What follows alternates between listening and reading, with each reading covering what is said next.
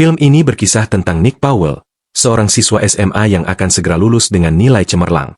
Ayahnya meninggal dunia secara mendadak beberapa tahun lalu. Setelah itu ibunya, Diane, mengambil alih hampir semua hal.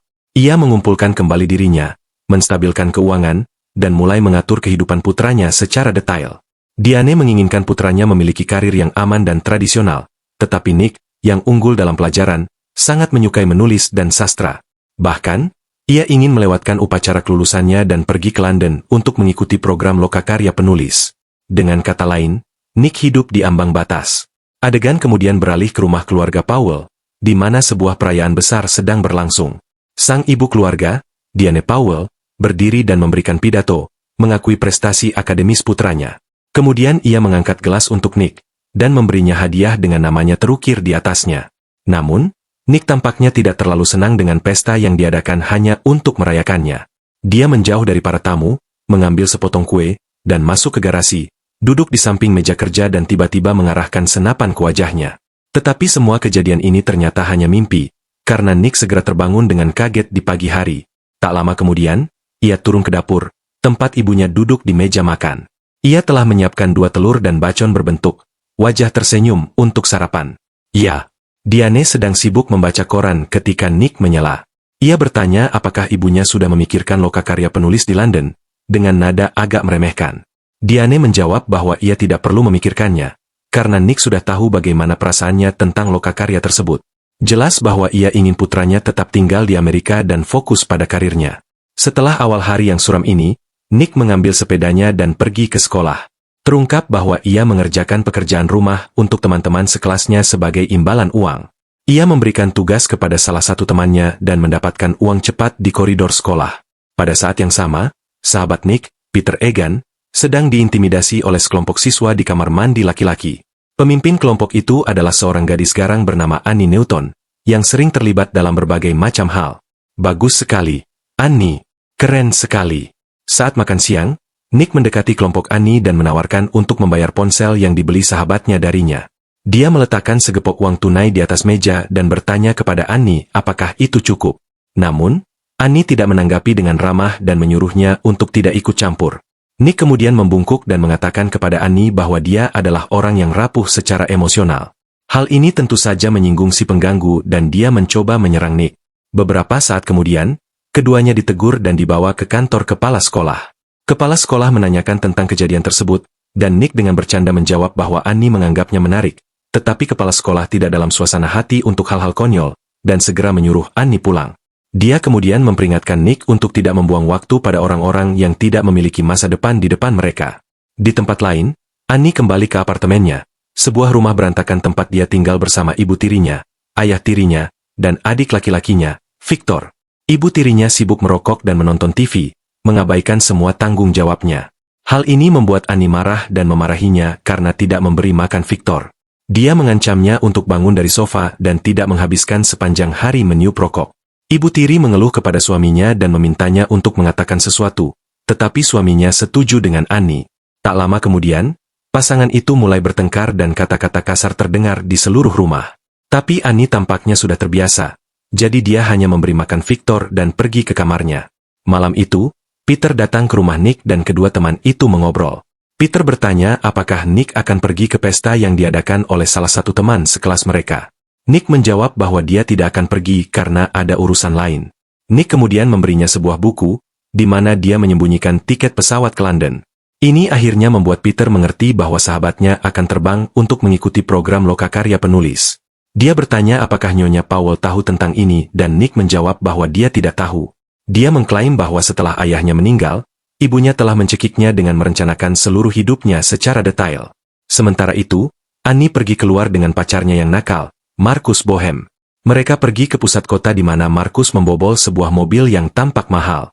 Annie meningkatkan taruhan dengan memecahkan jendela toko perhiasan dan mencuri kalung yang indah dari sana.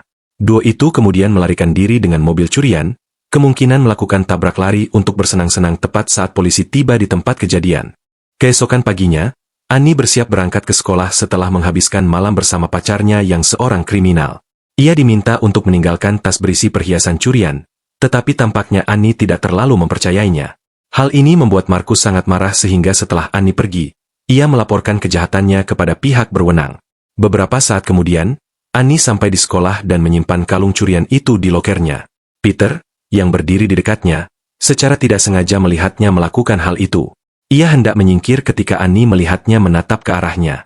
Keadaan mulai memburuk ketika tak lama kemudian polisi tiba di sekolah dan menangkap Annie karena pencurian. Mereka juga membobol lokernya dan menemukan perhiasan curian itu. Annie kemudian menelepon kekasihnya dan memberitahunya bahwa ia telah ditangkap. Kekasihnya berpura-pura tidak bersalah sementara Annie mengaku tahu siapa yang membocorkan informasi tentang dirinya. Kemudian, ketika Nick pulang, ibunya memberitahunya bahwa maskapai penerbangan telah menelepon. Ia mengungkapkan bahwa penerbangannya telah dijadwal ulang, yang menunjukkan bahwa ibunya sekarang tahu tentang perjalanan Nick ke London. Panik, Nick mengatakan bahwa ia bisa menjelaskan, tetapi ibunya tampak kecewa dengan tindakannya. Malam itu, Peter pergi ke pesta rumah. Ketika tiba-tiba diserang oleh Annie dan kelompoknya, Annie mengira Peterlah yang membocorkan informasi tentang dirinya dan ingin membalas dendam. Peter yang malang sangat gugup sehingga ia langsung mengarang cerita palsu. Karena mengira Nick sudah dalam penerbangan ke London, ia berbohong bahwa Nicklah yang telah memberitahu polisi tentang semuanya. Adegan kemudian berpindah ke pesta rumah di mana kita melihat bahwa Nick telah berubah pikiran tentang pergi ke London. Bahkan, dia menyerahkan tiket dan dokumen pemesanan hotelnya kepada seorang gadis asing di pesta itu. Dia kemudian meninggalkan rumah dan berjalan-jalan, diikuti oleh sebuah mobil tua yang reyot. Ternyata Annie dan para premannya membuntutinya. Begitu dia sampai di jalan yang agak sepi, mereka turun dari kendaraan dan mulai memukulinya. Pete terpaksa menyaksikan dari dalam mobil saat sahabatnya ditendang tanpa ampun hingga jatuh ke lantai. Beberapa detik kemudian, Annie menghampiri Nick dan dengan sinis bertanya siapa yang sekarang patah hati. Nick balas membentak dan menjawab bahwa Annie-lah yang masih patah hati secara emosional. Hal ini membuat Annie marah dan dalam keadaan kalut, dia menendang Nick dengan sekuat tenaga. Pria malang itu kemudian berguling jatuh dari jalan dan kepalanya membentur batu. Tamat sudah riwayat Nick. Karena panik dengan tindakan mereka, salah satu anggota geng memeriksa Nick dan menyadari bahwa dia hampir tidak bernapas. Kelompok itu ketakutan karena mereka mungkin baru saja menjadi bagian dari sebuah pembunuhan. Annie tiba-tiba tersadar dan memerintahkan anak buahnya untuk menjemput Nick. Dengan berat hati mereka melakukannya dan membawa Nick ke hutan. Selama proses ini, jam tangan Nick jatuh ke tanah, tetapi tidak ada yang menyadarinya. Kelompok itu membuang tubuhnya ke saluran pembuangan air, menutupinya, lalu pergi. Setelah kejadian mengerikan ini, Annie memutuskan untuk pergi ke rumah pacarnya. Dia segera sampai di sana dan langsung mengaku kepadanya bahwa dia telah membunuh Nick. Dia memohon kepada pacarnya untuk membantunya membuat cerita yang masuk akal untuk menutupi kejahatan tersebut. Tetapi Markus mencoba mengusirnya karena takut polisi akan menangkapnya juga. Marah karena pengkhianatan ini, Annie mengingatkan pacarnya bahwa dia dapat mengungkapkan lokasi semua mobil yang telah dicuri pacarnya selama bertahun-tahun. Dia kemudian pergi ke jembatan terdekat dan membakar pakaiannya di bawahnya. Sementara itu, dalam sebuah kejadian yang mengejutkan, Nick yang sepenuhnya sehat dan tanpa luka muncul dari semak-semak keesokan paginya. Dia pergi ke sekolahnya seperti biasa dan mencoba berbicara dengan teman-teman sekelasnya. Namun, Nick segera menyadari bahwa tidak ada yang dapat melihat atau mendengarnya. Ia bahkan mencoba membuat keributan dan melempar buku ke rak terdekat. Tetapi tidak ada respons dari kelas. Nick kemudian pergi ke kantor kepala sekolah di mana ia mendengar ibunya berbicara di telepon. Ia mencoba berkomunikasi dengannya, tetapi suaranya sepertinya tidak terdengar. Bingung dan takut, Nick mencoba lari kembali ke rumah. Ia tiba-tiba tertabrak mobil di tengah jalan. Sebuah truk kargo besar kemudian melindasnya. Tetapi yang mengejutkan, ia selamat tanpa luka sedikit pun dari kedua kecelakaan tersebut. Remaja itu juga menyadari bahwa tidak ada seorang pun yang berjalan di jalan yang memperhatikannya saat ia tertabrak mobil. Tak lama kemudian, Nick sampai di rumah dan melihat ibunya sedang berbicara dengan polisi setempat di telepon. Ia mencoba menarik perhatian ibunya, tetapi seperti orang lain, ibunya tidak mendengar atau melihatnya. Ternyata ibunya telah melaporkan bahwa putranya hilang, dan pihak berwenang sedang mencari keberadaannya. Hal ini akhirnya membuat Nick menyadari bahwa putranya mungkin telah meninggal. Beberapa waktu kemudian, detektif Kate dan Brian mulai menyelidiki hilangnya Nick secara tiba-tiba. Mereka mengamati jejak ban beberapa meter di dalam hutan terdekat dan juga melihat kaca spion samping mobil yang pecah tergeletak di tanah. Keduanya juga mendapat informasi tentang pertengkaran yang terjadi antara Annie dan Nick beberapa hari sebelumnya di sekolah. Jadi, mereka pergi ke rumah Annie dan menemukannya sedang duduk di atap. Detektif Brian, yang pernah bekerja dengan ayah Annie, bertanya apakah Annie baru-baru ini bertemu Nick. Annie berbohong bahwa dia belum bertemu Nick sejak mereka bertengkar di sekolah. Brian tahu bahwa Annie sedang mengalami masa sulit karena pernikahan kedua ayahnya dan memutuskan untuk memaafkannya. Kau mungkin membunuh anak itu, tapi tidak apa-apa. Aku merasa kasihan padamu. Dia hanya meminta wanita itu untuk menghubungi mereka jika menemukan sesuatu yang mencurigakan sebelum meninggalkannya sendirian. Sementara itu, tim pencarian dibentuk untuk mencari Nick di hutan. Di mana pete dalam semua ini? Di tempat lain, Nick, yang telah menerima kenyataan bahwa dirinya sekarang sudah mati, berada di kamarnya merenungkan apa yang harus dilakukan. Dia segera melihat seekor burung cantik di pagar beranda. Tepat di luar kamar, burung itu tampak terluka parah dan hampir mati ketika seekor burung hidup tiba-tiba muncul di bahunya. Burung itu tampak persis seperti burung yang terluka dan Nick meraihnya. Tetapi burung hidup itu menghilang pada saat yang sama ketika burung yang terluka mati di beranda di luar. Ini akhirnya membuat Nick menyadari apa yang terjadi. Dia tidak mati, tetapi mengalami pengalaman di luar tubuh. Wujud spiritualnya akan lenyap begitu dia benar-benar mati di dunia nyata. Sementara itu, Detektif Brian mengunjungi Markus di garasinya dan menanyakan tentang perampokan toko perhiasan. Markus mengatakan dia tidak tahu apa-apa tentang kejadian itu dan berbohong bahwa dia sedang bekerja di sini. Tetapi detektif itu tidak sepenuhnya yakin dan meminta Markus untuk menelepon kantor polisi tempat dia bertemu Annie. Kemudian pada hari itu, Markus yang gugup menghentikan pete di jalan dan memberitahunya bahwa dia sedang dikejar polisi. Keduanya kembali ke hutan, tempat Nick terakhir terlihat. Mereka kemudian diam-diam mengeluarkan tubuh Nick dari saluran pembuangan dan membawanya ke lokasi lain. Setelah itu, Markus memutuskan untuk menyingkirkan Annie untuk selamanya, karena dia percaya Annie sudah di luar kendali. Dia meminta untuk bertemu dengannya di dekat stasiun kereta api, tetapi mengatakan bahwa dia hanya ingin berbicara dengannya. Kemudian, Markus memanggil Peter ke tempat pertemuan juga, sama sekali tidak menyadari bahwa dia sedang diikuti oleh polisi. Beberapa saat kemudian, mereka bertiga tiba di tempat yang ditentukan. Markus segera menyatakan niatnya dan menodongkan pistol ke Annie. Dia kemudian memerintahkan pete untuk diam dan membiarkannya pulang. Tetapi pada saat ini, beberapa polisi tiba di lokasi tersebut, memanfaatkan gangguan tersebut dan merebut pistol dari Markus sebelum melarikan diri ke tempat aman. Nick, yang telah tiba bersama polisi, berteriak bahwa mereka akan menangkapnya. Dan yang mengejutkannya, Annie menjawab dengan berteriak, "Tidak akan pernah." Jelas bahwa Annie dapat mendengar Nick sampai batas tertentu, meskipun tidak dapat melihatnya.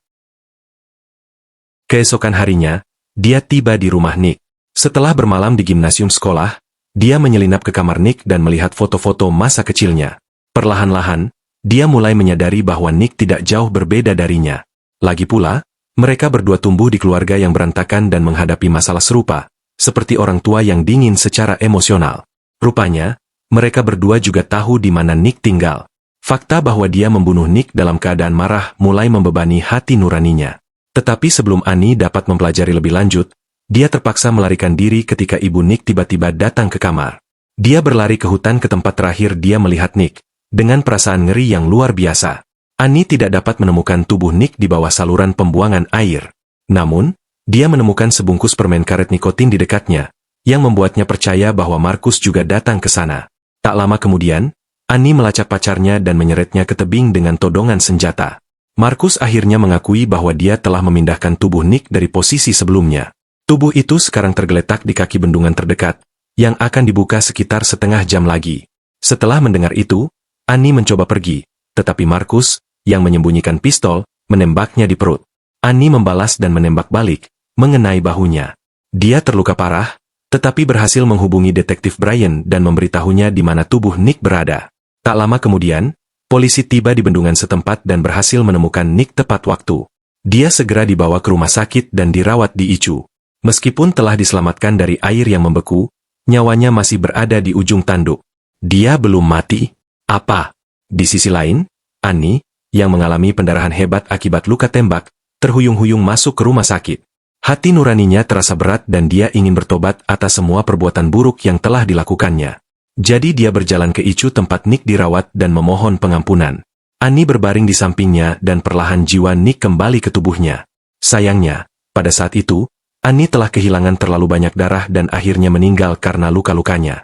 Tindakan terakhirnya adalah menyelamatkan orang yang sangat dibencinya beberapa hari yang lalu. Film berakhir ketika Nick mengunjungi saudara laki-laki Annie, Victor, beberapa minggu kemudian dan bermain dengannya.